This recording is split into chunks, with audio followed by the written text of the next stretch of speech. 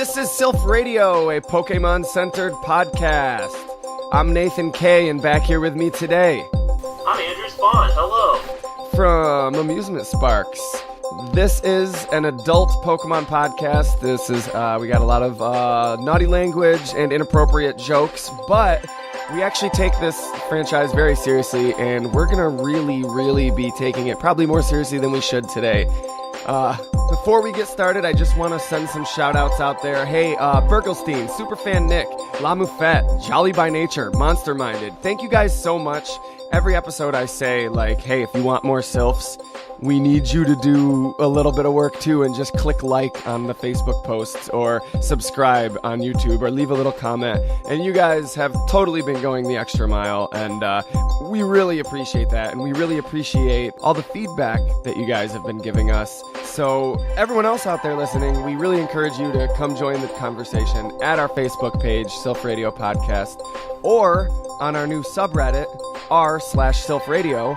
Jolly by Nature just started a discussion about episode 18, the science and politics of Pokemon battles. That is the episode we get the most feedback about, so why don't you go post it there, and I'll join in, and we can all talk about it, and, maybe reflect later on the air. That's so exciting. Last time I was on, I was talking about how Amusement Sparks has a subreddit, and you were like, I want someone to make us a subreddit. So it's kind of cool that the time I came back, it's actually happened. That's great. We have a subreddit now, yes. And it's really Congrats. important that you guys help us. There's, no bad blood between us, but there's somebody else that's using the name Silph Radio, sort of. They're not really using it, but they're kind of using it, and it's screwing with our Google results. So hey, they're cool. Like, I wish no ill will towards them. I hope that they succeed in their ventures. But if our fans can help us out and really make sure that people know what Silph Radio is, it's a Pokemon-centered podcast where really diehard fans like Andrew Spohn sit down and fangirl out. So, how you doing, Andrew Spohn? I'm great. I'm so ready to fangirl. I've got my Cerulean Pokemon Gym t-shirt on. You do. I'm wearing a Lana Del Rey shirt. I could see Lana Del Rey's... she would probably live in Cerulean if she was in Kanto. She would at least shoot some music videos there, I bet. Yeah. Yeah. Ooh. I'm totally on that. Yeah, that's, or is that's she the more kind of of a vibe. She might be more of a Vermilion girl. Yeah, that's true. It's hard to say specifically. Like, we would want to get her on one of these podcasts to interview her about that. That'd be fantastic. I do like asking people the question of, like, what Pokemon city are you from? Like, it's a weird question to ask, but certain people have certain connections to certain artificial cities. Like, some people really love Rivendell from Lord of the Rings or whatever. But this is kind of my version of that. Like, for some reason, Cerulean City. That's fantastic. I've always mine has always been Lavender Town. I don't know. I think we probably talked about that early on, but that's awesome. Cerulean City is definitely. I keep looking at your shirt. It's definitely. Sorry, I'm not looking you in the eyes. I'm like, if you were a girl, I would feel so bad right now. No, it's definitely one that's always been on my mind. There's this place here in Syracuse called Clinton Square. There's a big fountain and stuff, but back in the day, it used to be almost sort of like Venice. Like, there were waterways going through, and people would boat through and everything, because it's not far from the Erie Canal. The Erie Canal is just a few blocks away. So sitting down there, first of all, there's paintings and stuff down there that you can see that show you what the city used to look like back then, and just sitting down there relaxing at the picnic tables, training my Pokemon on my Game Boy Advance many times. I've just been like, man. Plus there's all these old huge stone buildings. Like, the bank used to be a church, I believe. Like, it has this vibe that I've always felt like. I feel like I'm in Cerulean City right now, and so that's always sort of... That's awesome. ...influenced the way I imagine it. That sounds awesome. And actually, in the Pokemon Adventures manga, their depiction of Cerulean City is much more like Venice. Like, there's huge waterways with tons of boats and stuff. So, if you play the original games, it's not that exciting, but its depiction through other media is much more huge. It's not. Yeah. It's weird because the official map, the artistic one, actually shows Cerulean City raised. It's on sort of like a hill. What do you call a big hill? I'm not like a geography person. I have no clue. It's not a plateau. It's a higher elevation. Yeah, it's not a plateau. It's not a mountain. It's just a hill big enough to have a city on it. Yeah, city on a hill. That's a thing. That's an expression. But, yeah, and then it's got that like channel going along the back too, so it's always got that kind of like water influence without necessarily. It's like being, an inlet, right on yeah. the coast. It's an inlet, yeah, exactly. And of course, on the other side, well, it's mysterious. We'll get to that. I'm very curious to hear what you think of Cerulean, because you suggested it, and I was curious about why you suggested it, and I had no idea it was your favorite city, but I imagine you've given it a lot of thought. And right. To me, I mean, I've given all these places a lot of thought, but once I sit down and start researching it for the episode is where I really start realizing, like, more thought went into the development of this than most people realize. And by most people, I don't just mean the fans, but the people who make the episodes of the anime and the people in marketing and everything. I don't know. Totally. And I mean, the evolution of Pokemon from the original games, where it was just kind of, we needed more cities, so there's a reason for people to explore. What should the cities look like? It kind of said it had like very humble origins, in other words, and then people were like, okay, so this is like where the water Pokemon gym is. The town doesn't give us much as far as like what's actually there. It's not like the most thrilling, captivating thing ever. So for the anime version, let's turn it up to 11. Let's make the Pokemon gym like huge and add a lot more detail. And then the manga, like I said, added the kind of Venice-style waterways, and they really expanded upon it. If you look at the map in the original games, it's like there's just a little tiny trickle of water. It's, I think, maybe 2 like squares wide. It's not like it's a huge river, but it's water has impacted the culture there a lot. Yeah, the inlet is really at the northernmost, the top of the town. Mm-hmm. There's no water actually worked into the city, which is an odd decision if it's supposed to be like the water town, the water city and everything. But True. I definitely do imagine it more like the Pokemon Adventures manga, like Venice, like you said. Yeah, that's totally my like mind's eye version of what the Pokemon world looks like, and that's what Satoshi Tajiri said too. Basically, the manga version is way more authentic than the anime version, which, that's fine. It's not like one's really bad, one's really good. It's just like they're different depictions, and that gives more people more options of what they can really love. So yeah, to be honest, I mean, people don't already know that I feel this way on episode 43. But to be honest, like the anime is kind of like it's like the cartoons that came out in the 80s here that were just to sell toys, He-Man and Transformers, and no disrespect to the fans of those things, because you can be a fan of those things. That's awesome. There's the reason that they sell toys, because there's something awesome about them. Like I would still buy Pokemon toys based on that anime, but I would be more captivated to read a story set in the world of the manga, of course. The city it's described as, quote unquote, a beautiful city with flowing water and blooming flowers, and it's also known as the Floral Lagoon City. Now, this is something that I know I've read playing the games, but I guess just sort of went in one ear and out the other, because that has never really affected that much how I think about it, and it's really caused me to sort of reevaluate it in preparing for this podcast. I agree. It is kind of weird, and I kind of remember something about, like, it's a city surrounded in a blue aura or something, but that's just because it's kind of got a blue tone to it when you play it, like, on a Game Boy Color. It's like, there's, it's not like it's this mysterious blue fog or something. It's just like, well, we only had, 4 color options, and we chose to use blue scale. It's not that, like, romantic or exciting, really. So, I don't know, those descriptions don't seem to fit with the actual layout of the town, really, necessarily. Doesn't, in Heart Gold, Soul Silver, isn't there can't you see, like, the mist in the Heart Gold, Soul Silver I don't know, rendition? Actually. To me, that really contributes to another thing that I talk about a lot, how I envision this, especially in the Gen 1 era, as, like, a feudal Japan-like world. I mean, the population of it was like 27 or 33 or something for one. Yeah, it's tiny. Even if that's an understatement, like this idea that it's like there's this mysterious blue mist that like surrounds or permeates the city, and like that conveys so much more of a feeling of like you're a traveler visiting this far-off settlement that's mysterious and new to you, and less like I'm going to Rochester for the weekend, Which I think I got you. I think a lot of people think of the Pokemon world that way. They're just like, yeah, I'm going to Viridian for the weekend, blah, blah. When I see it as like, no, you're really like gearing up, like packing your bags, bringing a teepee so that you can set up and sleep under if if it's a 2-night trip to go to this city that you've heard word of, but you've never been there. I don't know. Right. No, if you think about the like hero's journey as far as the first games goes, like you start out in Pallet Town, you go up through Pewter City, and then you go over to like Cerulean City. It's pretty much like one of the first towns that you go to, really, and it's got a lot more to offer than some of the other towns, at least in my opinion. Like, I mean, we'll get into the specific details later, but there's this kind of like air of both crime and also wealth, and then also possibility with like the water being back there, with the stuff with Bill. There's just a lot of like exciting things. Like the action is starting to rise, I think, as far as the gameplay is concerned.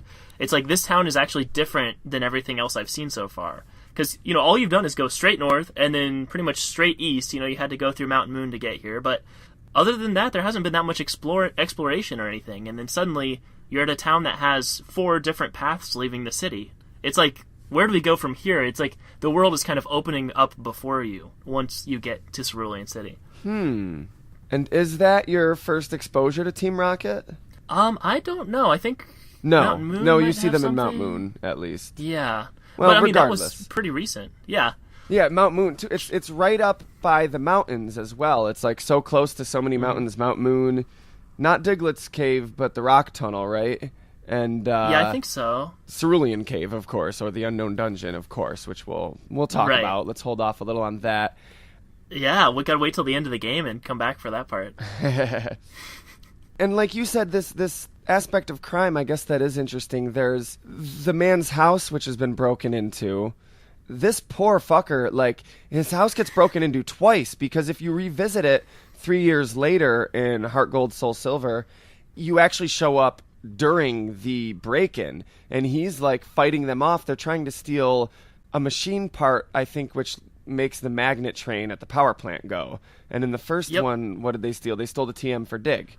Right, and then they broke out the back of his house. And like that was another kind of thing that's exciting, is like you've only ever seen these buildings, which, by the way, I do love the architecture of the original Pokemon games. I mean, they're very, very simple, but suddenly there's a building with a hole like blown out the back of it, and you walk through like a hole in the wall. It's like, this is something I've never done in real life, let alone in a Pokemon game. It's like things are starting to get exciting. It's not just like you walk in the front door, you walk back out the front door, which is every other building in the whole like Pokemon universe is like that. This one you get to actually go through there's more action, there's more excitement. You have to like break through a hole in the wall. It's kind of cool. Yeah, and why are these guys targeting this guy? I don't know. It is kind of interesting. Maybe I've got some kind of fan theories. Yeah, what was he doing with that machine part? Like, okay, he had a TM. It happens once. A lot of people have TMs. Whatever. Sure, that's understandable. But then he has this missing piece. Like, did he steal it, do you think? Is he a thief as well? Is the power plant or did he broken down? I don't remember.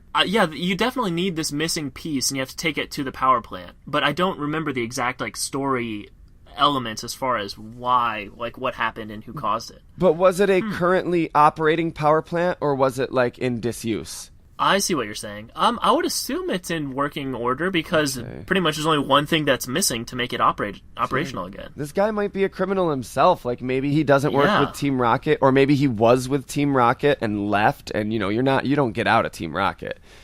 True. Unless you're Giovanni. That's a good point. I do like this idea, though, of maybe that guy's a criminal. And when you go back in, I think it's Gold and Silver, there's a sign outside of his house. I wrote down the quote here. It says, stamp out thievery and make the city a friendlier and more cheerful place. And that's from the Cerulean police. And so at first I was like, it's because this guy's a victim, and this is quit picking on this guy. But maybe he's the one that message is meant for. It's like, this guy's the cause of the crime in this town. So we're going to put this sign right in his front yard that says, stop, stealing stuff. But they can't you're messing up our prove town. it. Right? We know he did it, but we don't have enough evidence. Do you watch Fargo? I have not seen it, actually. Okay, fix that. All right. I'm picturing this whole Fargo season 4 is Officer Jenny just like, I can't prove that this guy, I'm gonna prove that this dude is doing something wrong. And I want to add that yellow version does make it confirmed that Officer Jenny is in canon because she's the police officer there in yellow version. Yeah. So. Pokemon Yellow changes some minor things that are like, the anime exists. Let's acknowledge that. And I appreciate it. I mean, you might as well. I like Easter eggs and like references to other series. That's pretty cool. But they haven't anything they've pulled from the anime into the game canon. I approve of, like Jesse and James. Yeah. And Nurse Pikachu. Joy. I'm sorry, Officer Jenny, not Nurse Joy. But probably Nurse Joy also. I'm okay with all that, just so long as it's not like, oh, and now it's about how Ash and Misty and Brock walk around. That's okay. Yeah. That's not this episode. But the crime thing, I mean, also if you, in order to get to Cerulean Cape, where Bill's cottage is, you have to sort of go up Route 24 and go up Nugget Bridge, which infamously is a shady place to go through. In the game, when you go there's Team Rocket members that you have to keep fighting, and then eventually they give you a gold nugget. Right, so there's like this huge amount of wealth that's, in terms of having that nugget there. And then there's also, if you think about the bicycle, you also can get the bicycle here. There's a bike shop, but bicycles cost $1 million Poké-Dollars. Like, it's like insanely huge amounts of money. You get the nugget, which is like more money than you've seen in your life, and then you try to buy a bicycle, and it's like way, way, way more expensive than even that nugget. It's like the wealth level in this town is really absurd. It's really weird. Like people are stealing like TMs, which I don't imagine are that valuable or that rare. Well, but then also there's these... In the early days, they probably were, though, like in the Red and Blue possible. Gen 1 days. I feel like Pokemon, like, society, like, progressed incredibly quickly, like, and it makes sense with the level of technology they have and, the assistance of Pokemon, the unity of Pokemon and man. But, in the early days, maybe they were, because, like, I do see this as a much lesser developed world, just with much more technology, so, like... Getting your hands on a TM, like a lot of people probably didn't have TMs. We take the Pokedex and stuff for granted and assume like every Pokemon trainer is given a Pokedex. Maybe that's true now, but when Red set out, it was just him and Blue that got the Pokedex. And Leaf, if you believe there was a third palette trainer. Sure. Yeah, and that's the same way in the manga Pokemon Adventures.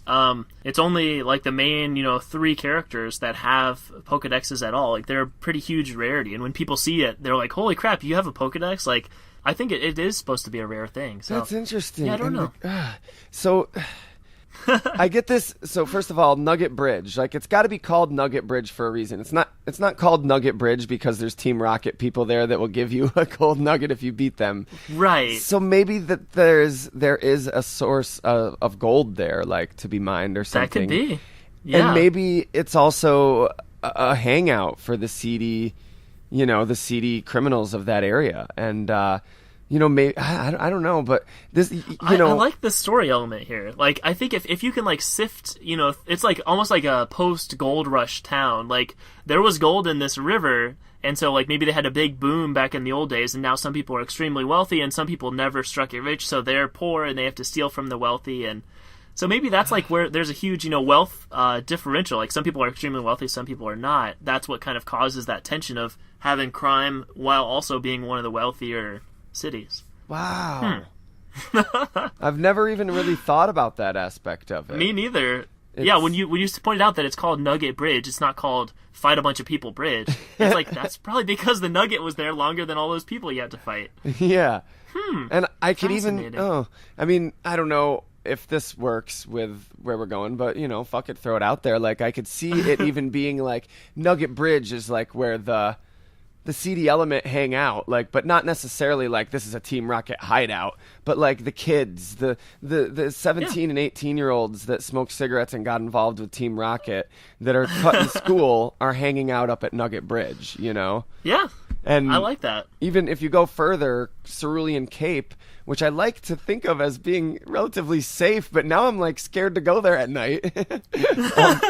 It's supposed to be a popular date spot, like you can actually interrupt Misty on a date when she's like not at the gym and she gets all pissed, which also sorry But Misty has a boyfriend, so I'm sorry to all you Misty and Ash shippers, and I'm sorry to all you Misty and Brock shippers, and you Misty and Duplica shippers, and you Misty and Mewtwo shippers, and the list goes on. But wait, Mewtwo actually makes sense, though. I mean, we'll get to that later, but I think later in life, Misty and Mewtwo might cross paths. No. All right, we'll get to it. Yikes. The surrounding area, though, is kind of benign almost. Like the type of Pokemon you find there are like Pidgeys, Rattatas, Sandshrews, Abras, Caterpies, Weedles, it's kind of Odyshes. boring. I mean, Abra's exciting. Like that early in the game, I remember encountering an Abra, and it's like, but they just teleport away.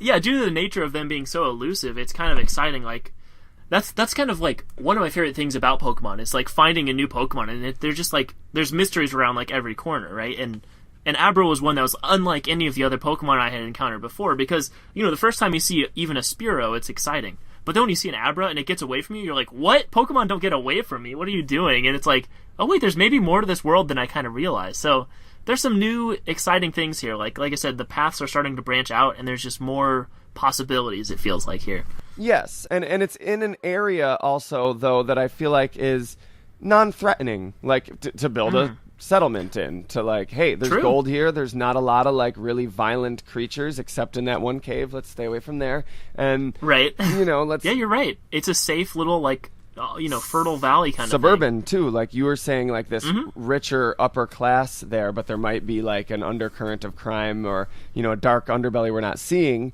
but the rich upper class live in the nice suburban safe areas. Absolutely. And this, how each of the Pokemon regions kind of corresponds to a real place on Earth that they used as inspiration. And for the Kanto region, especially this area, is based on Japan, kind of near Tokyo. So there's a city, I might mispronounce this, it's called Tsuchura City, and that's pretty much exactly what Cerulean City, where it would be located. If you look at a map and do some research, it looks like that's it. And it's right off of a lake called, again, pronunciation, sorry, Kasumi-Gayura, and it's like there's like a big lake that kind of wraps around the back of the town, and it like looks very much like the way the Cerulean City is set up, and it's undeniable that it's like somewhere around there is where Cerulean City would be in the real world. I don't know, it's a cool looking city if you want to look it up. Tsuciura City. But yeah, it was kind of cool, like, looking up the actual place where that would be, and then realizing, hey, other people online have already done this. Like, I can kind of follow their leads and see which ones of these people I believe and stuff. That was pretty neat. It's much huger, obviously, than the way that Cerulean City is depicted in the games, but like we said, in the anime and manga, when you have resources to draw more houses and more sprawling of a city, it makes sense. It starts to look more and more like its real-life counterpart. Okay, yeah, I'm looking at pictures of it, and it's possible, though, that, what did this city look like 100 years ago? You know what I mean? Right. Exactly. I do think that there's some kind of, at one point in its history, it was that kind of feudal Japan kind of look. Like, evidently humans have been living here since, like, the Japanese Paleolithic era. Like, it goes way back as far as humans living in this area near this lake. So, there was a point when there was probably only 27 people that lived there. I mean, it was, thousands and thousands of years ago, but there was a point when it looked like that. And that's fascinating. I knew that Kanto was based on Kanto, and I knew that each region was based on a region of Japan, but I never thought too deeply about each city actually being based on a real city. So that is really interesting, and wow, I'd love to know more about the history of that city, and maybe that could give us some insight even into Cerulean. I'm curious, how are these cities run? Like, I'm pretty sure they've at least mentioned like a town mayor in one of the games. So they probably do have political offices like mayors or governors or whatever. Yeah.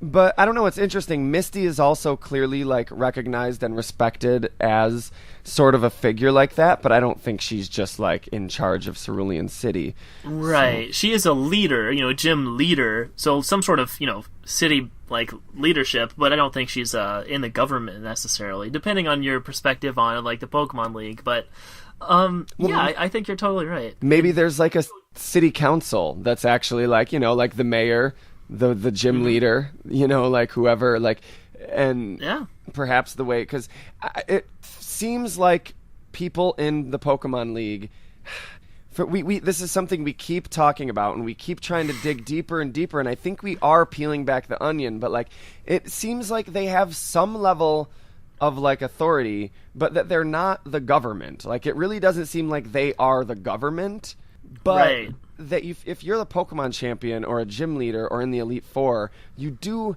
have some sort of like, I don't know if it's legislative power, but like you have some sort of like leadership power in the government, I guess, in society. Right. And I think this is just kind of the nature of making, a Game Boy game. Like, it's not like you have enough space to make a realistically sized city with, like thousands and 10,000s of people who live there, and then a structure of politics and vehicles for people to transport around on. Like, these games are extremely simple depictions of the towns, so they didn't have a chance to, have like voting day in Cerulean City when you see everyone going out to the polling place and like you get to see who the new leaders of the government are going to be. Like, that wasn't really the point of the story, but then, in the anime or the manga, they could definitely go into more detail about that. And I think that'd be kind of an interesting episode if, Ash meets, like, the mayor of one of these towns and has to help him with some kind of, like, government project. Like, they have to go fill potholes or something. It'd be kind of interesting. Yeah, and I mean, the fact that the games were as simple as they were gave us a platform for imagination. Like, that's what I love about retro games.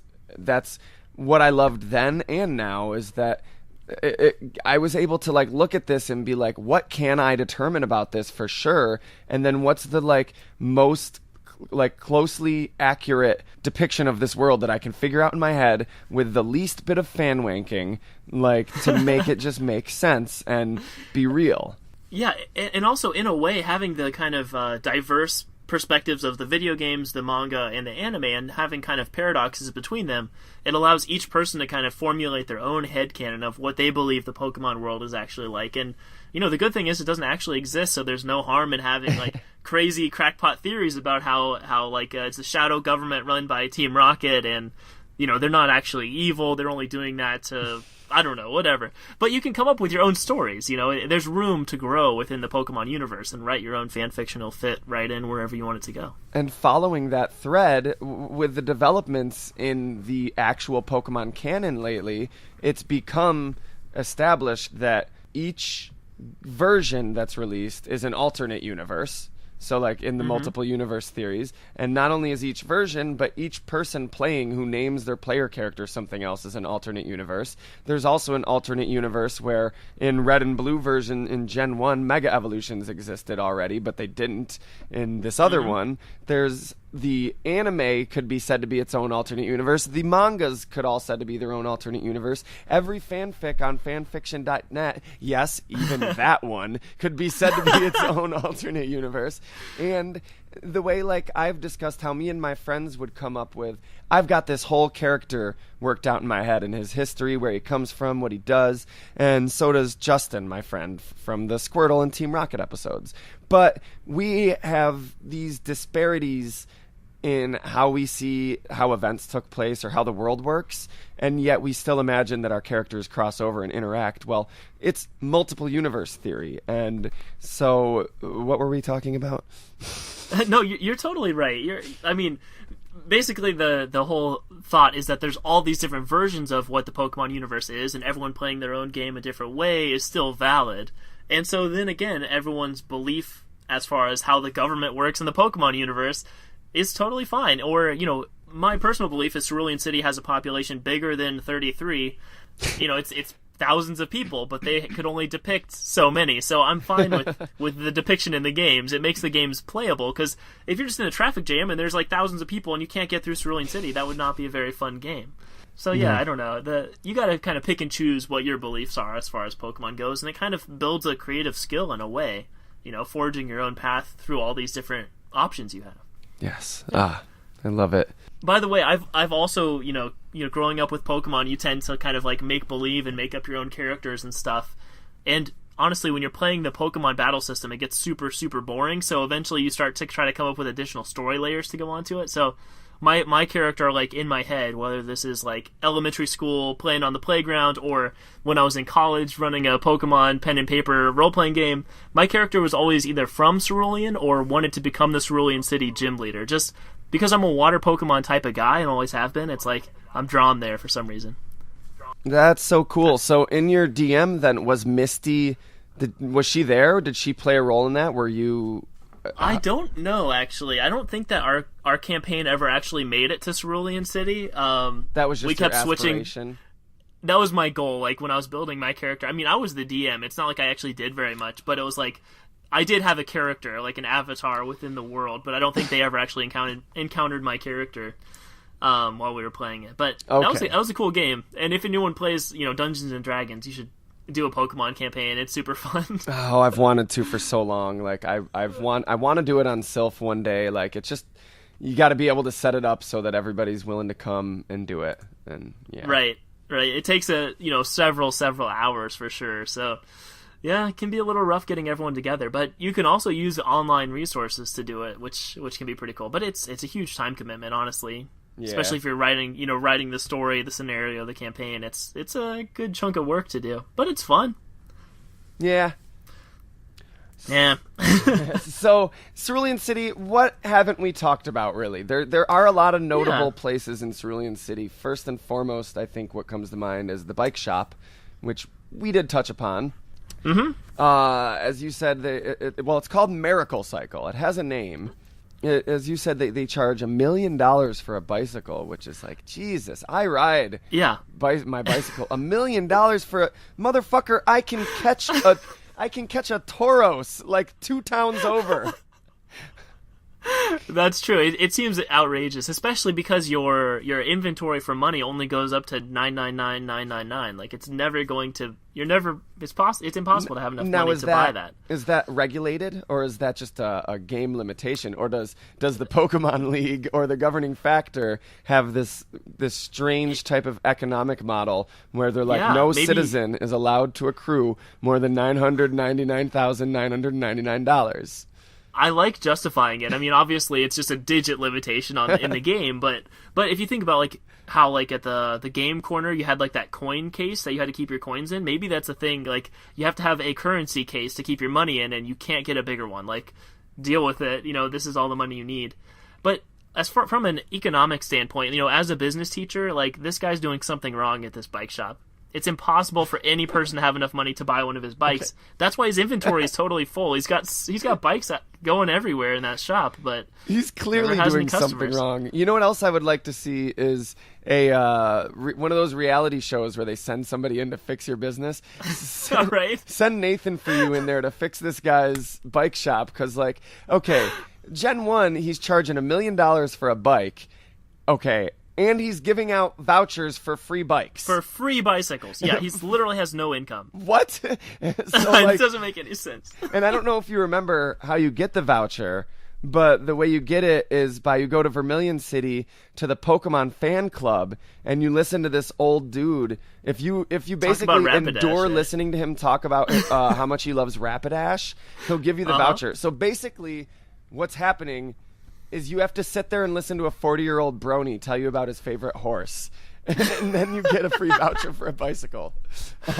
It's great. And then, then what happens in Gen 2 is they've expanded and opened a second location in Goldenrod City in Johto, thanks to Red becoming such a popular public figure and riding his bicycles. It's given them the business income must have been booming at that point, and then I like it. It's almost like Gen a sponsorship, 3, Yeah, and that's kind of cool. But then they close down temporarily while they're opening the Johto branch, and then when they reopen, they don't have any bicycles because they're all at the Johto branch, and they just sell inflatable tubes, which I imagine cost $50,000. I don't know. Probably. It's really interesting now, like all the key items that you need, like you don't actually have to buy them, like the bicycle and the SSN ticket. They're just kind of things that are just given to you. It's like, it's not showing you to like use your money or save your money for any particular reason, You keep getting money from every battle. You want to limit the amount of money I can have, and then I got people that just give, everyone wants a handout. Ash just wants his badges just given to him. That's true. Even in the anime, when he's trying to get his Cascade badge, it's Misty's older sisters, and basically they've just fought a bunch of other people who are challenging them for the badge, so they only have one Pokemon left, and they're like, we're not going to battle you, you can just have the badge. And then Misty's like, no, you got to battle me. I'll tell you. And they don't even complete their battle. It's not the League. Team Rocket. I'll tell you who's the governing factor in the Pokemon world. It sure as hell ain't the League. It's the liberal media. We all know that's the truth. Bernie Sanders is the fucking governing factor in the... Okay. I want to see his little sprite character, his Bernie? Pokemonified character. It'd be really cute. Alex Jones or Bernie Sanders? Bernie Sanders. Bernie Sanders. Bernie Sandshrew. I don't know. That's what we could have. We could be like a little... Oh, it would be adorable. Wow, that is actually pretty cute. Yeah. Cool. Go ahead. You go. Oh, I was gonna say there's the bike shop, and then also the kind of like bike paths. Like, I don't know, just getting the bicycle was such an exciting feeling. Like being able to start like just flying through. You're like, okay, this is how the game is now. Like the training wheels are off. I'm going like full speed now. And when I first got my bicycle as an adult, I was like so stoked. Not that it was my first bike ever, but like a nice adult-sized bike. I get on it and I start riding, and I'm just hearing the Pokemon bicycle music in my head, like, the whole time. Like, whenever I ride my bike, I'm like, this is amazing. This is that same feeling I felt back in Pokemon Red and Blue. Man, bikes are great. Try hopping on in your house, just hoping and praying that it'll be like, hey, there's a time and place for everything. Yeah, Oak, where were you? My conscience, man, he's gone. I would love if that just like comes up all the time in Ash's conscience. Like, this girl's had a little too much to drink. There's a time and place for everything, Ash, but not now. I like that as like a Jiminy Cricket kind of character, keeping him in check. Oh, that's cute. Yeah, no, I mean, people ask, like, why would you ride a bike in the Pokemon universe? Like, that's ridiculous. You have Pokemon you can ride. Okay, have you ever ridden a bike? Like, I love I ride my bike everywhere. It's awesome. And granted, okay, if I had giant fantastic creatures that I could ride, I would probably ride them a lot too. I mean, once you learn fly, you don't really need the bike that much. But I mean, also, you don't think your Pidgeotto eventually is like, oh, so I'm a motherfucking chauffeur? Like, aren't there machines to do this job? We're not slaves, But I also think people, like, it's just a generally more healthy society. People are probably stoked about the idea of walking to the next town and riding a bike to the next town and staying physically fit.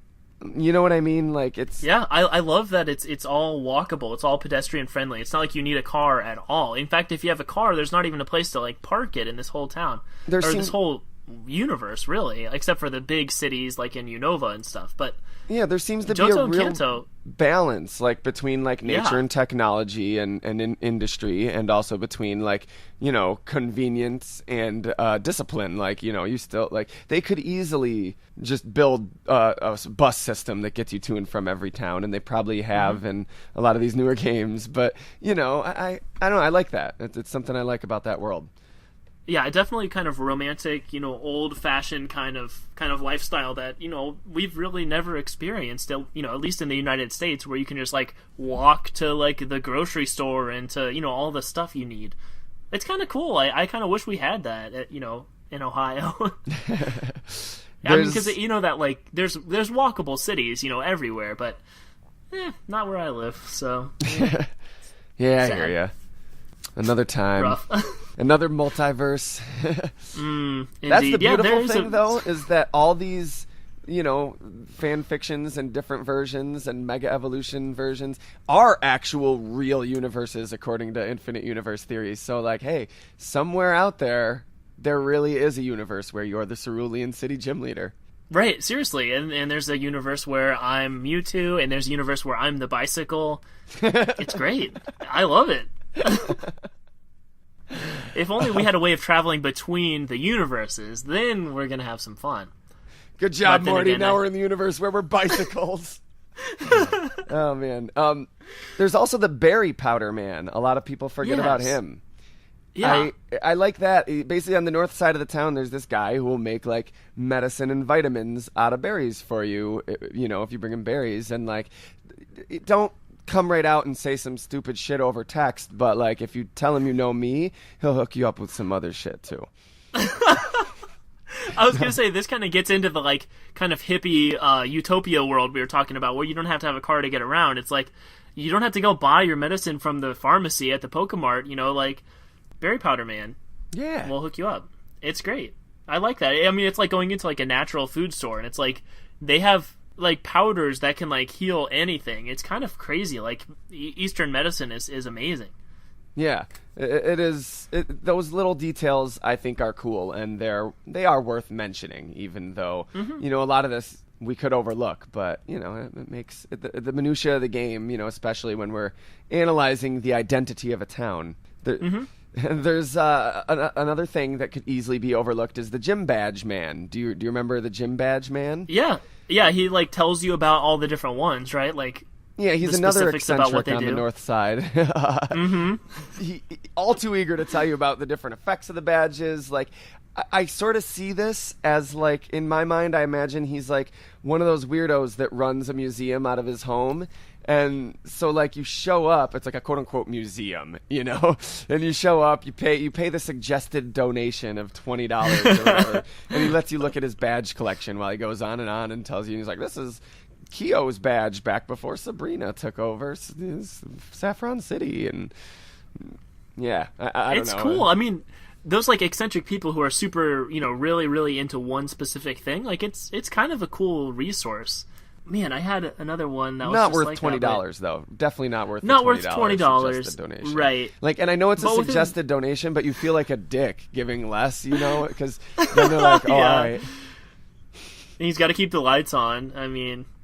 Yeah, that's some balls. Like, you know what, I want to do this one day just to prove that I have the courage to do it. I want to walk into a museum and just not make a suggested donation, and then you know what, when I leave I'll do double the donation, but just to prove that's really cute that I'm brave enough to be like, nah, I'm good. I just kind of want to look around.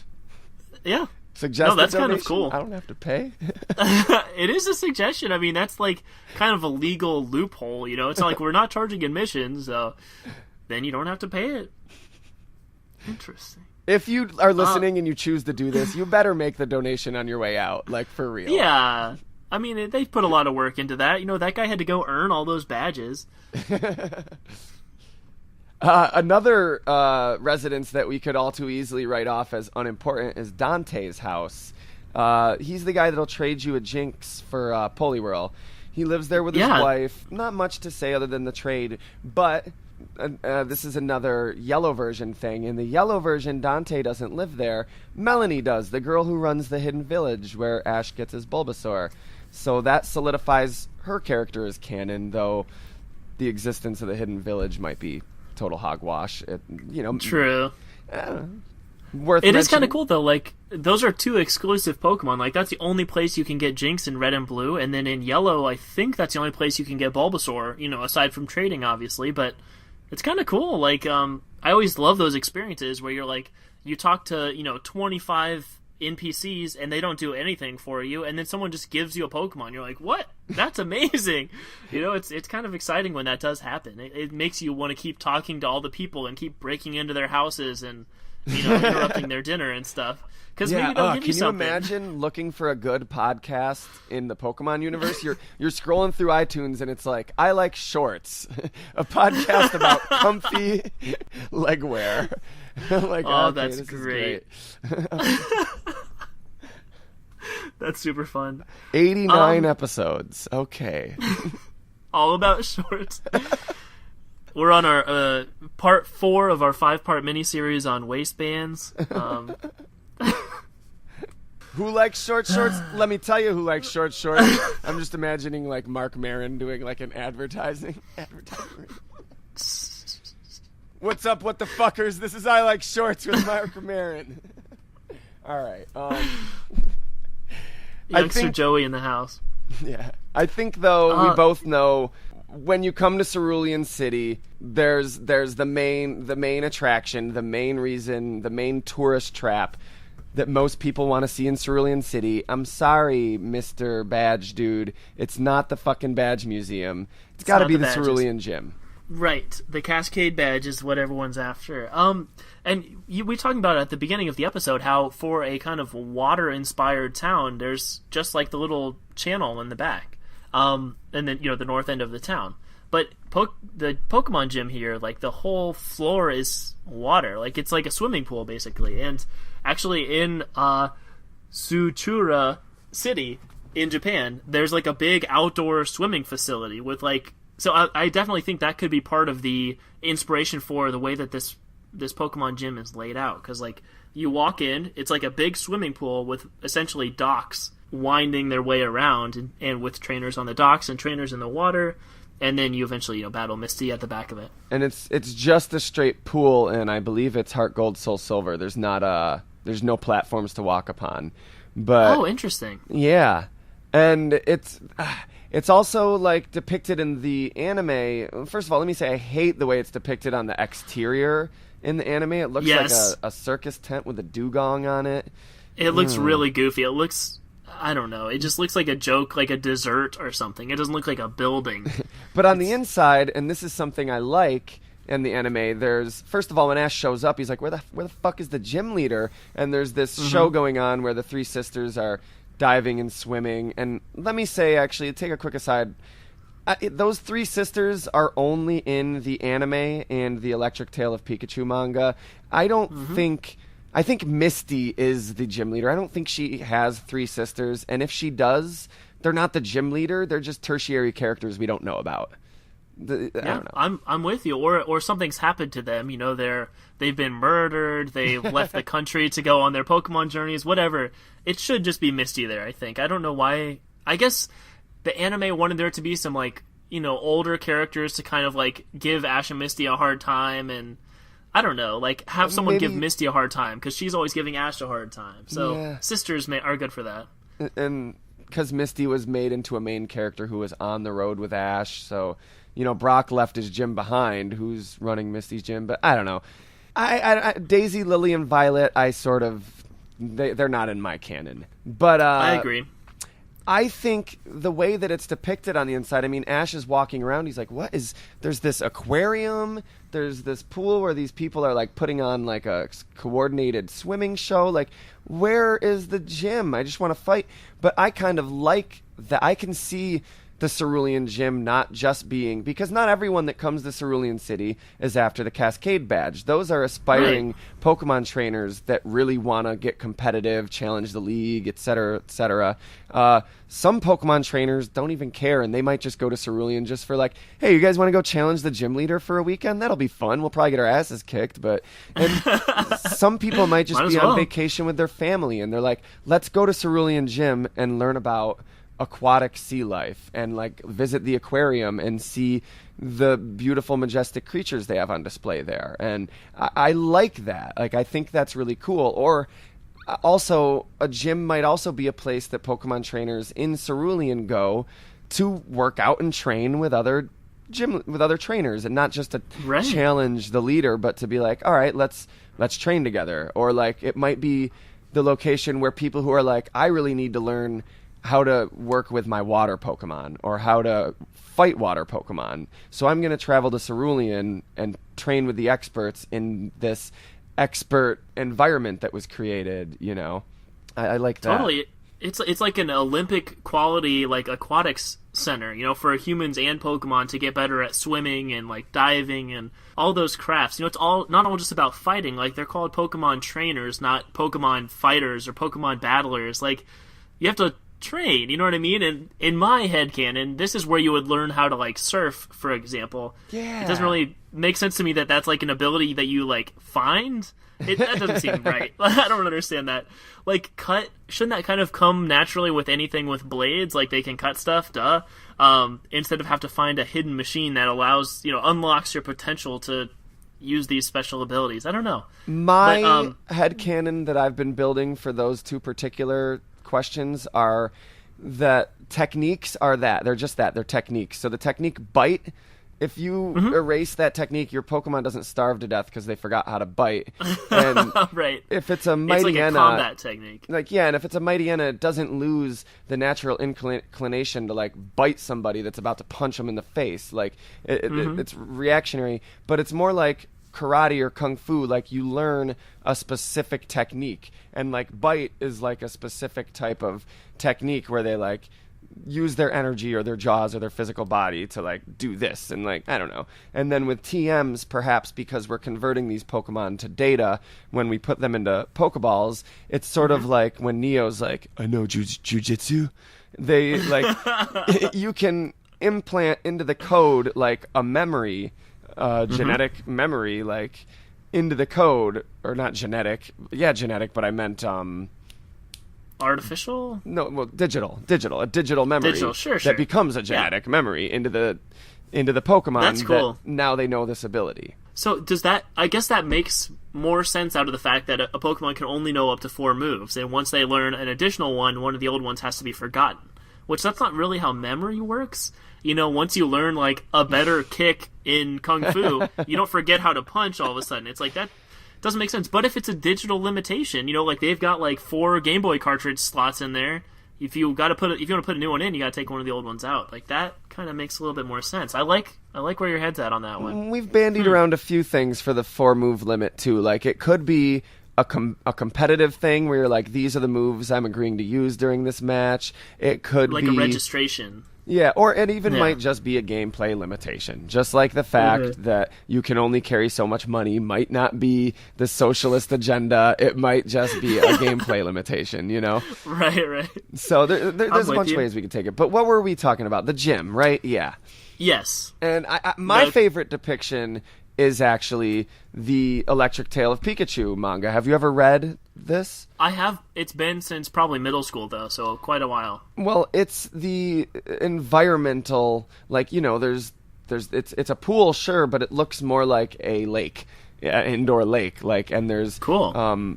Platforms for the trainers to stand on with their little Tony Stark digital readouts, and there's also rocks jutting up out of it, and platforms for Pokemon to stand on, and Ash sends his Pikachu out, so there's rocks for it to jump on, and Misty's Gyarados is jumping out of the water, and I like that, and I think she actually had the ability to change the layout of the gym with the press of a button, and that's cool too, Yeah, that sounds awesome, and I am starting to get some visuals of that. I do remember that a little. I remember the Electric Tail of Pikachu having really cool gym battle arenas, where the Pokemon actually fight. Looks awesome, and looks way more interesting than in the game, where you just walk over directly in someone's face and talk to them, and then your Pokemon fight. I don't know. Everything about that manga is like that. That's why I love it so much. The way they illustrate the Pokemon, the way they illustrate the environments, the cities, even the people.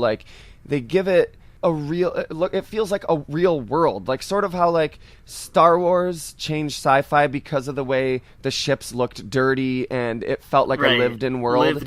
I'm not saying that this makes it look dirty, but it feels like a real lived-in world rather than this manufactured anime or manga. Right, you're totally right. And I remember the Pokemon, Pokemarts in particular in that series looking so amazing, and then you go back and play the Game Boy games, and it's the same shelf again and again and again and again. It's man, this is really lame. This is not a cool shopping experience. In there, you see, the character of this, schlubby mart owner that has, shelves behind the desk just, with, completely mysterious stuff stocked back full, there. And one of the shelves is falling loose a little bit, and, yeah, totally, absolutely. It's way more lived in. It feels much more like a role-playing game than, a JRPG, which isn't really role-playing. It's not like you're in the role of the character and you can imagine and, you can smell the restaurant. It's not like that. It's this is a very sterile place with the copy and pasting of a lot of art assets. It's unfortunate that that's the first depiction a lot of people got, but then we've already talked about how that adds a lot to it. In fact, yeah, that it's, people like me, you, and Toshihiro Ono, the writer and illustrator of the Electric Tail of Pikachu, see that and see so much more from that. If it were a game that was made for the PlayStation 4 with epic cutscenes, with everything laid out for us, it would be more difficult to do that because it would be, being shown to us, Right. But then again, if you listen to episode 37 of this podcast, when we designed a Pokemon MMO, that one, I think there'd be so many other things going on with like the high-end gaming capabilities that, because the shop is like fully realized, we don't use our imagination on the shop that much, but it's like, what kind of events are going to be happening next? Like, there's a lot more to the world at that point. Like, once you elevate the graphics, then you also have to elevate the gameplay as well. And so there's always going to be something that's like captivating and exciting about that. Yeah. And yeah, I don't know what my point was with that, but I just really liked that episode of Silph Radio. It was a really fun one to be on. It was great. It was definitely a really fun one. You're a great guest for talking about places like cities and stuff. Like, thank you. You really put the thought into that where, Jeremy's a great guest to talk about Pokemon because he's so like biologically and mythologically minded. Like the way that you looked at Cerulean City and found this identity of the city that I didn't even see there, with the wealth and the crime and the glaive, and like, I love it. Like, it's awesome. And I was trying to find my inner Jeremy a little bit because, like, as I was researching this, I was like, Jeremy has so many more insights than I do. Like, let me see what I can try to come up with here. We should all be trying to find our inner Jeremy. Like, that's just something everyone should do in their life, Indeed. Yes. Absolutely. He should, like, make lessons. Okay, Mr. Spohn. So, let's say, hypothetically, theoretically, Misty is retiring, and the Pokemon League has contacted you, the up-and-coming Pokemon trainer, and given you this honor and opportunity to take over as Cerulean City gym leader. I assume you take the honor. I accept. And I'm curious, are there any types of modifications or alterations you'd like to make to the gym, and who is your team going to be? They have to be all water Pokemon, and you don't have to have 6 because most gym leaders don't. Wow, that's amazing. Don't think too hard about it. If it's a huge honor. No, this is definitely a career-changing news.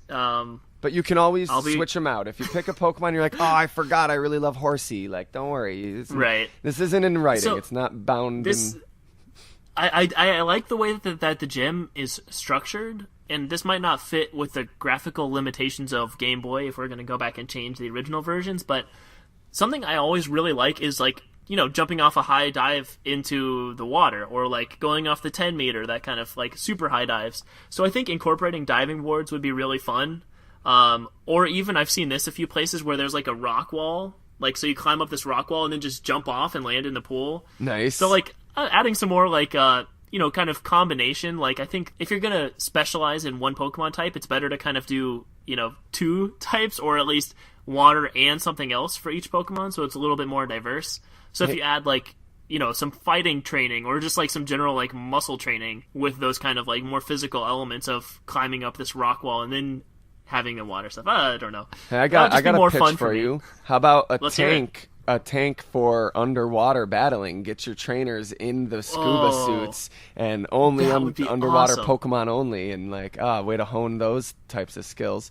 Right? That sounds awesome. And that'd be a really cool like piece of entertainment for just people who are visiting Cerulean City as well, like just to go watch the show of like the underwater Pokemon battle. Yeah, that's great. Yeah, love it. That's great. Thank you very much. That's great. So as far as my team goes, I'm personally really attached to Wartortle, but I don't know if I would use that on my team necessarily because it's a starter, and you could totally use a Wartortle. Right. I definitely could, but I just mean like that would be like my like spirit animal. Like I don't think he's going to be in a Pokeball or used in battle very much. Okay, I would go with depending on if I'm allowed to use Pokemon from other regions or not. That might change a few things. Yeah, and I don't know. Yeah, you can. My mind is like going a couple of different ways. One of them is, does everyone in this world get born in Pallet Town and they're all coming from Pewter City? No. Not necessarily? No, no. That was Red's, that was a specific journey that Red went on.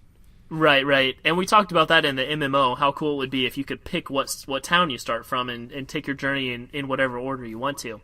So I would take Slowbro or Slowking. Oh, I love Slowbro. He's one of my favorites, too. Yeah, they're really awesome.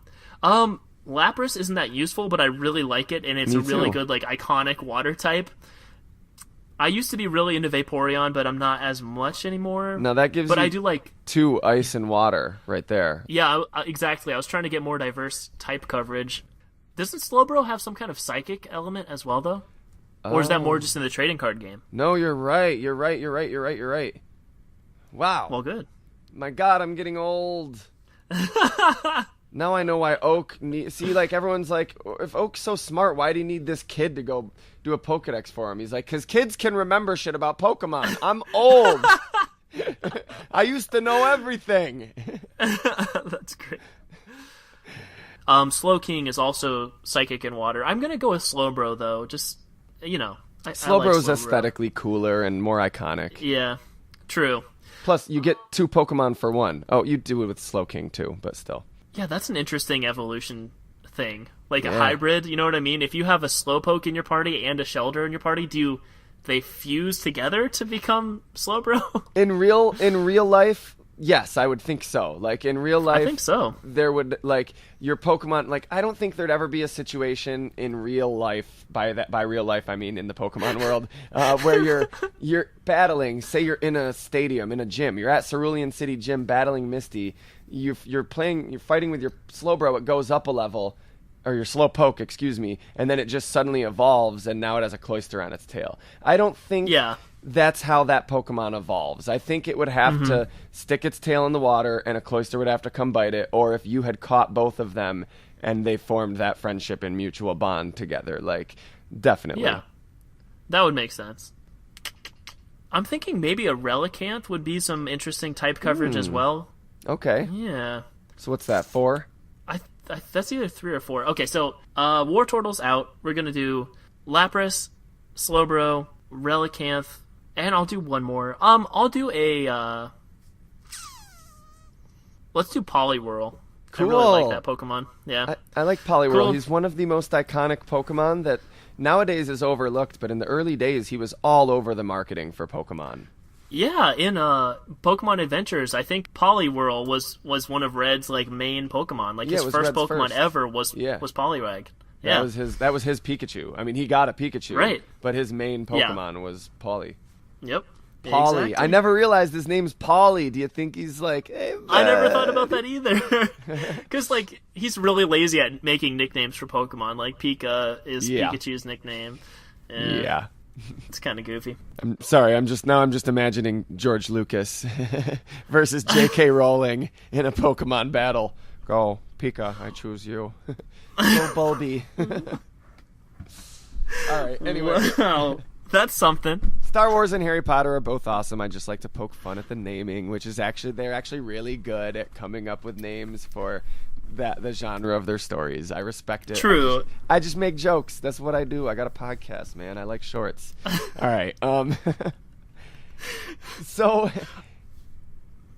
we also mentioned Cerulean Cape in passing, but I think it's notable. It's not exactly Cerulean City, but it's within the vicinity. Like, if you go to Boston, you're going to go to Boston Harbor. So, like, you go to Cerulean, you're going to go to Cerulean Cape. And Bill's Cottage is there. Bill, of course, is, like, the world-famous Pokemon researcher. He's an inventor, too, right?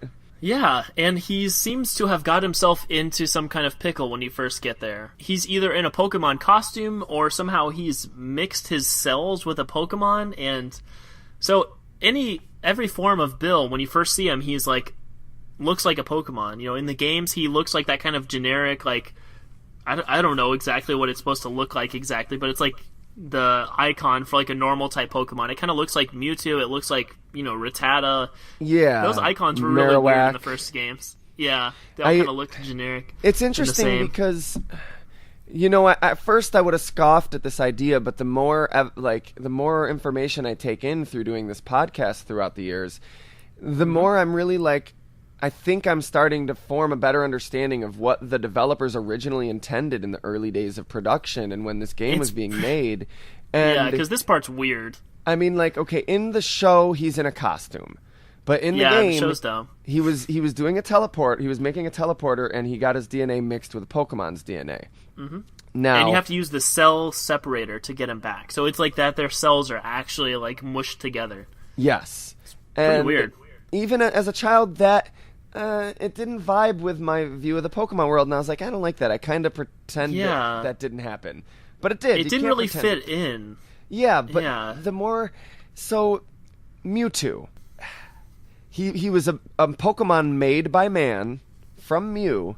He's the most human-like Pokemon. In almost every interpretation, aside from the video games, he speaks English or Japanese, and telepathically, He has a humanoid figure, and in the Pokemon Adventures manga, Blaine actually used some of his own genetic material to make Mewtwo, which makes him actually part human and part Pokemon, which would have a thematic tie to this thing happening with Bill. So, right, I think that this could be how, this could be a possible origin story for Mewtwo.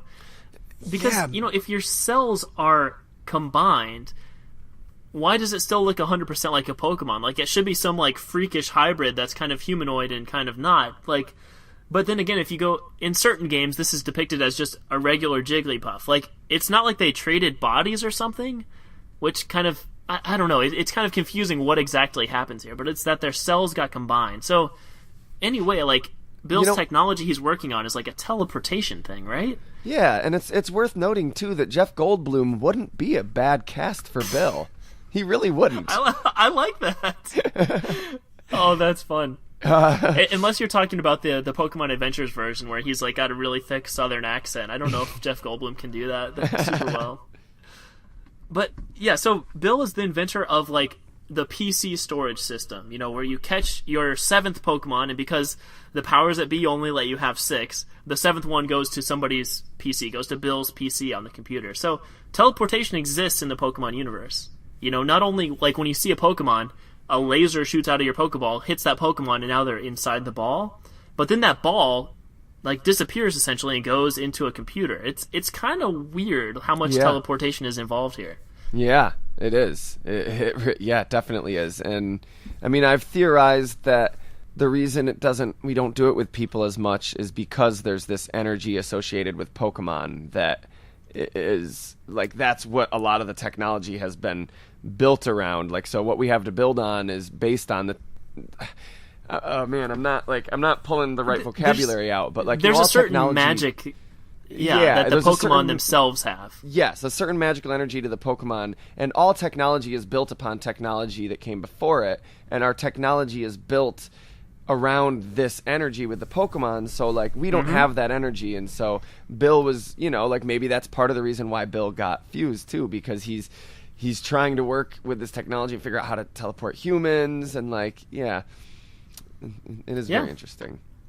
It is interesting. It was really goofy. When it first happens, you've probably been playing the game for, less than 4 hours, depending on how young you are by the time you get here.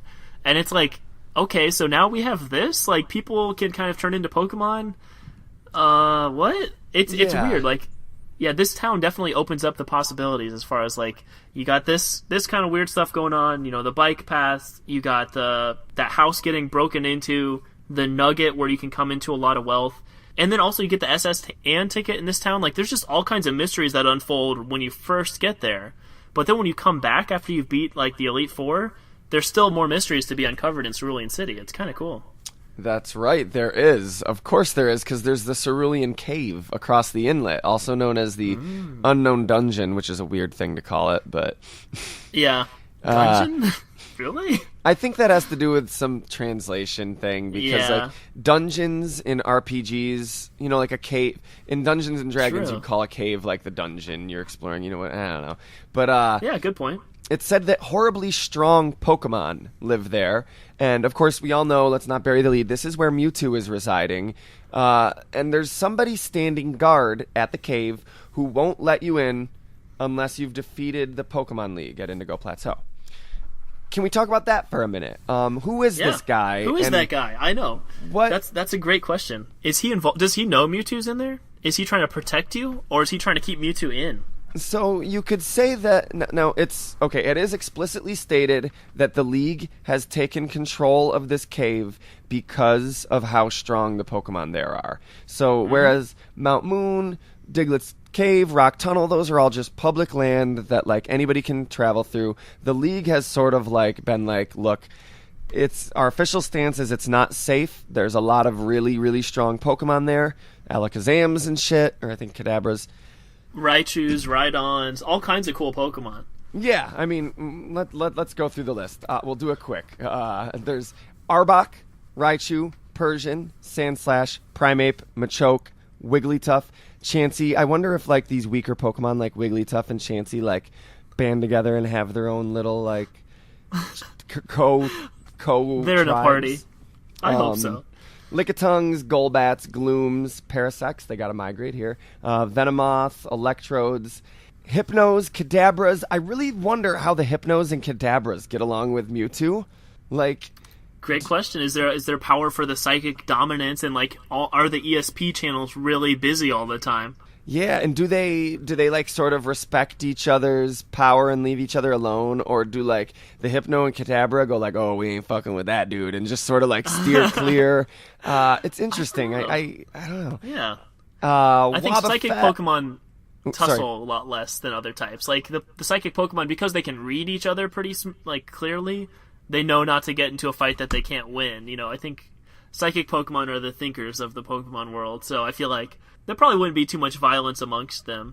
No, but I could definitely see them, like Kadabras and Mewtwo don't seem like the type to be like, yeah, so let's be buddies and hang out then. So right, I don't think that happens either. There would be a tension, but I don't think they'd fuck with each other, because I think for one, they'd know the Mewtwo would just completely obliterate them. Yeah, seriously. Wobbuffets, Weepinbells, Geodudes, Gravelers, Marowaks, Rhyhorns, Rhydons, Magnetons, Dodrios, Dittos, Psyducks, Golducks, Slowpokes, Slowbros, Magikarps, Gyarados, Poliwags, Poliwhirls, Goldings, Kinglers, Seadras, and Seakings. There's a lot of Pokemon. So many. It's amazing. I love that cave. Like, there's so many cool Pokemon in there. Like, if you can imagine, like, being born here, like, let's say Professor Oak resided in Cerulean City. If he needs to go get, like, Pokemon to be people's starter Pokemon, go to this cave. Like, there's so many amazing Pokemon in there. It'd be really cool. But you wouldn't be allowed in. Now, oh, exactly. I don't buy that the Pokemon League is just like, look, it's too dangerous, we can't let you in there. They know that Mewtwo's in there. There's clearly been some type of conspiracy to cover it up. Like, that has to be what's going on, is they're like, Mewtwo's in here.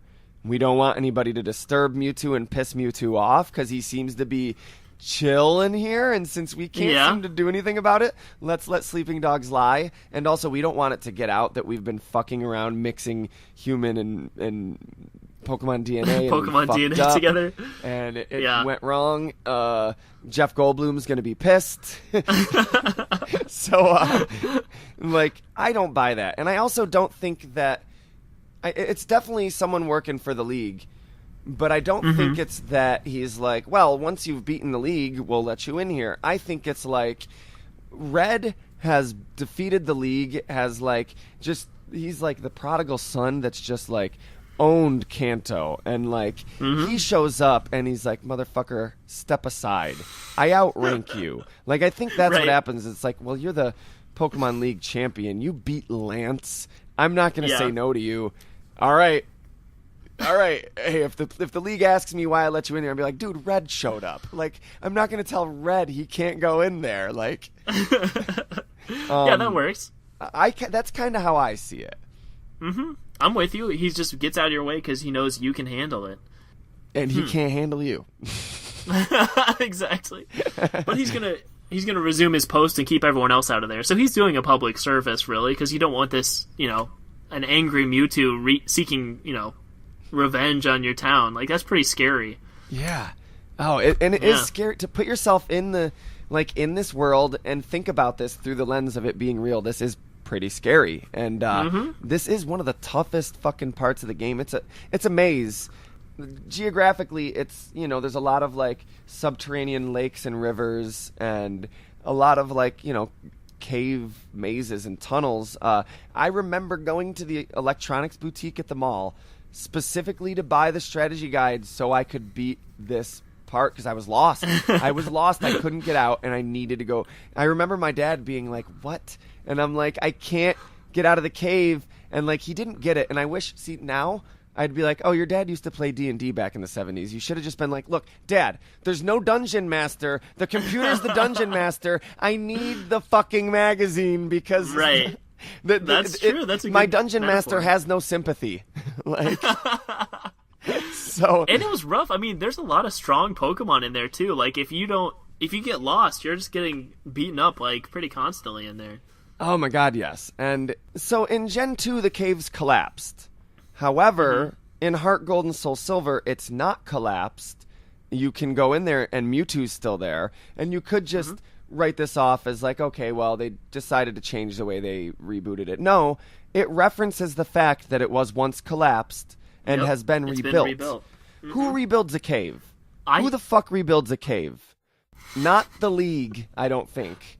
They need a containment unit of some sort for Mewtwo. It could have been Mewtwo itself. Like that's what I'm leaning This was my towards. home. Yeah, I like that a lot. Those immense psychic powers could just, lift the rubble from the ground back to the original structure it was in. And I mean, even before the collapse, there were areas of this cave that were so labyrinthine to the point that, like, I wouldn't doubt that, like, Mewtwo may have done that just as a deterrent and a safeguard against people finding him. And, like, I just want to be left alone. Like, I'm going to remold this cave to be... I mean, it could just be naturally forming. It's easy to get lost in a tunnel system in caves. But there's no reason, especially if he rebuilt it. And the Cerulean Cave is one of the areas that's gone through the most remodels, like, in different games.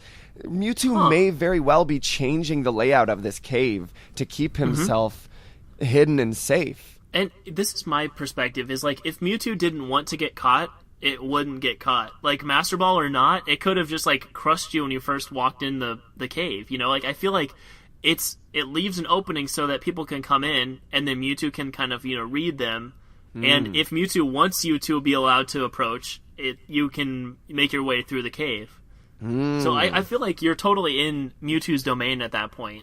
So perhaps what it was that Mewtwo, because there's something about Red, not just like he's super badass and he's a really great Pokemon trainer, but I think the reason is because of his spirit and because of how in tune with his Pokemon he is. And there's something about him that is a good quality we should aspire to. And perhaps whatever it is, Mewtwo with his psychic abilities senses that and senses his connection to his Pokemon and admires and respects that. And perhaps it's something that he hasn't seen in humanity before. And so he allows Red to reach him, or Red's just so badass he's able to make it through Mewtwo's maze, or a combination of both. Like, true.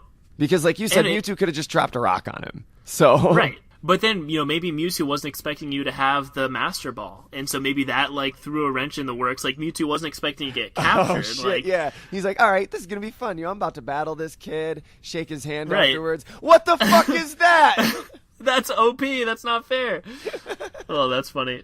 And then maybe Mewtwo's really upset about that and ends up teleporting back to Bill's lab and walking out of one of those transformation machines or whatever, like teleportation machines, and then goes and destroys the cave and like throws a rampage, and like that's why the cave was destroyed. I don't know what happens from there, but that'd be kind of interesting. Yeah, perhaps like because Red, in canon, Red does not have Mewtwo on his team when you fight him on top Mount Silver. Right. So in canon, either Red failed to capture Mewtwo, or Red used the Master Ball to capture Mewtwo, and Mewtwo escaped. That's pretty sweet. I kind of like that. I kind of like the idea that Mewtwo was like, fuck your Master Ball. Fuck this PC system. I'm getting the fuck out of here. Yeah, Red is the Mewtwo of the human world. Mewtwo is the Red of the Pokemon world. And Mewtwo is just like, that was his equal. And he was just like, no, I'm not. That's the way that Pikachu refuses to go in the Pokeball. So does Mewtwo. Right. And he's like, no, and I'm not your fucking Pokemon, bitch. Yeah. And like, Mewtwo might say, like, you might be the Pokemon master, but I'm the master Pokemon. Like, they're an interesting pair. Oh, get him, Mewtwo. I do like the idea of those Pokemon that are in Cerulean Cave to kind of like, they're drawn to Mewtwo, like they're there for a reason, kind of like Team Rocket like forming around Giovanni type of thing. Like they're forming some kind of organization and they know that they're safe as long as they're like serving Mewtwo. I like that, yeah, in an almost loose, unspoken way. Like, they probably, not in the way that Giovanni commands his troops, but like Mewtwo, this is Mewtwo's home, and they are part of the ecosystem, so he appreciates them as part of his home, for one, and for two, they also are a deterrent against people reaching him. Like, these are really strong Pokemon. Yeah. And for three, they respect Mewtwo, because if anyone wants to fuck up their environment or their home, Mewtwo ain't gonna have it. So yeah, there probably is this mutual respect. And yeah, the Kadabras and the Hypnos are probably smart enough to know that too. That sounds really cool. This cave is getting more and more interesting the more we talk about it. Yeah, so is Mewtwo. Awesome. Man, it's not even the Mewtwo Mewtwo's episode. Right? One other thing that's always interesting to me is that you can catch Wobbuffets here, which is, they're native to Johto, but this is in Kanto. I can't really think of many other places that like have that. I don't know if maybe that's my memory like failing, but it's because it's for a couple of reasons, because of Fire Red and Leaf Green, and because you can revisit Kanto and Gold and Silver and Heart Gold and Soul Silver. Right. Jeremy's sort of explanation for this is just like it's what's the word? Oh geez, I had the word 2 seconds ago and it slipped. But how like globalization, sort of. That's not the word I was looking for, but it's globalization. Like, trainers are visiting with technology increasing, with the the communication between cultures increasing. Like, people are traveling more and more and bringing their Pokemon here, and maybe even releasing them, or maybe their Pokemon has a kid in the wild, or maybe a Pokemon escapes, or for whatever reason, like migrates. Yeah. Like, there are Pokemon. They're crossing over, even though they might be native to Johto. There's now a small population showing up in Mount Moon. I mean, not Mount Moon, but Cerulean Cave.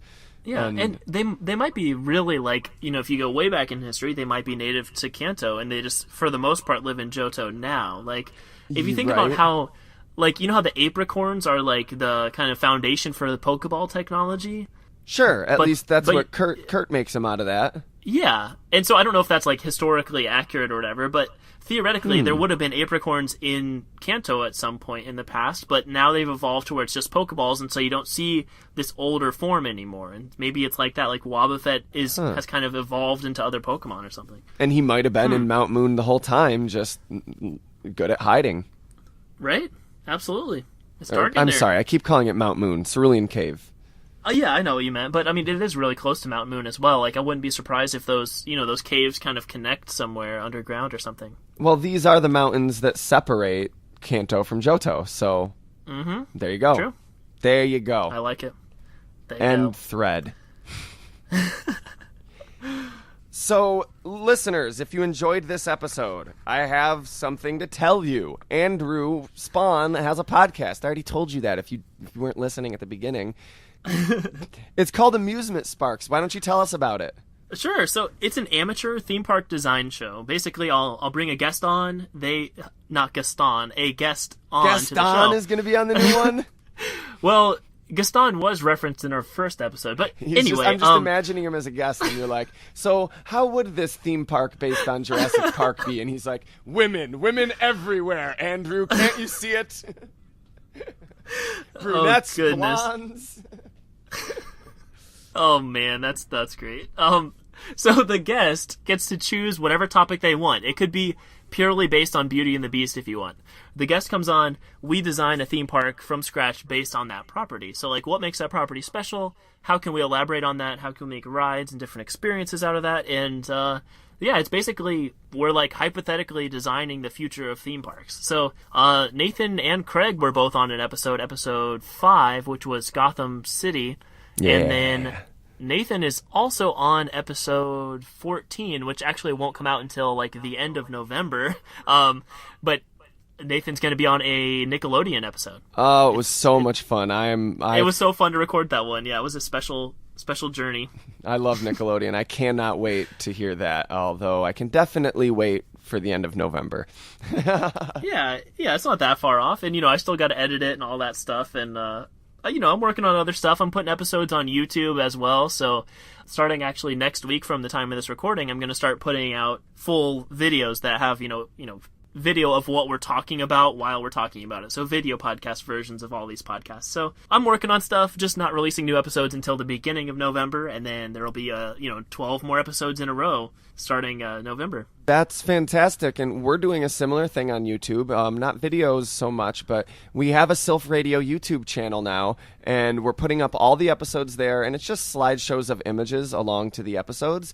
But I go out of my way to find like the best art that I can find, and to find a lot of it. Each episode has over 400 pictures usually.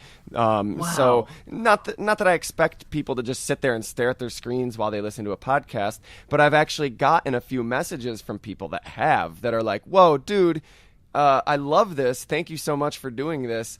I love the opportunity to hear the podcast with a visual aid, like to see these." And I'm like, wow, I didn't expect anyone to sit there and watch it. I just didn't want it to be,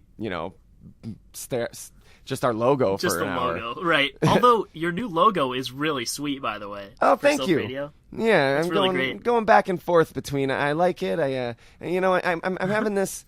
I thought I wanted to have our own color scheme that was iconic to Silph, so I was like, yeah, let's get this teal, purple, and yellow color scheme so we have this brand.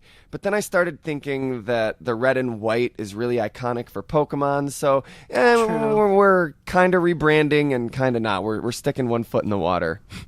All right. Yeah, it's starting somewhere. And speaking of YouTube, you've got some new songs up there. You've got an album coming out soon? I do. It's called Play. Dude.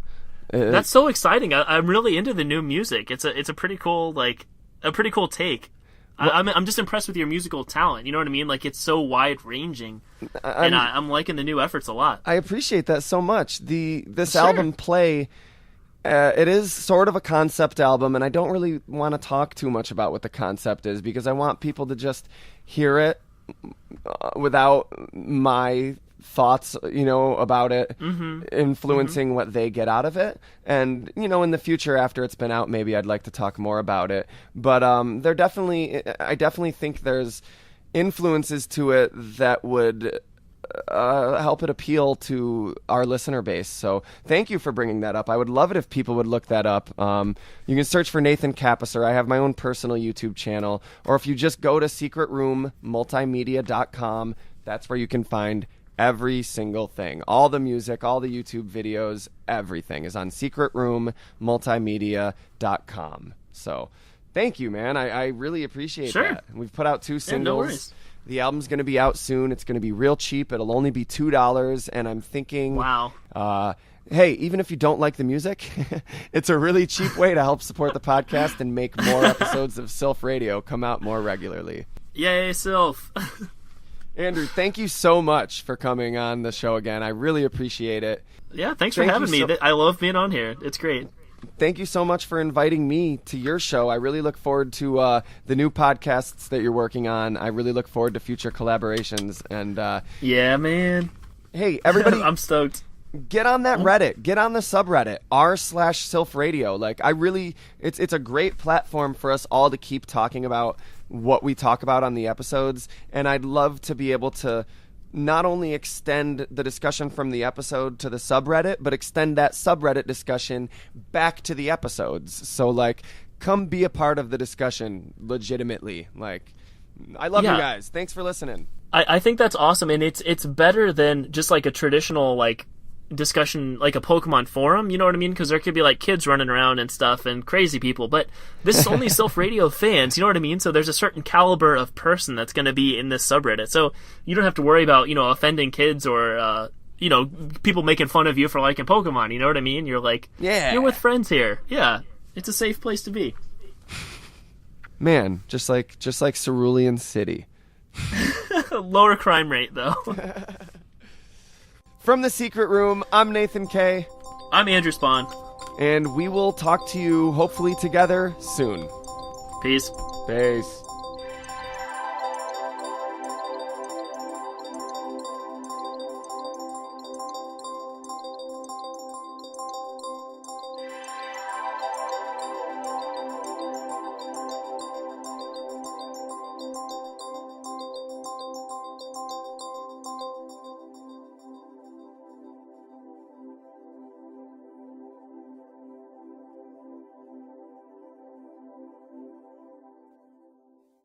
Hello.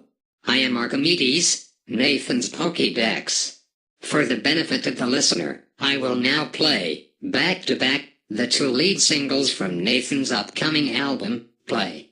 For the benefit of Nathan, please visit secretroommultimedia.com and buy the album when it releases on a yet-to-be-announced date. The first song is called Adapt, and the second is called Worry Ward. Thank you for listening to Silph Radio. Playback will begin now.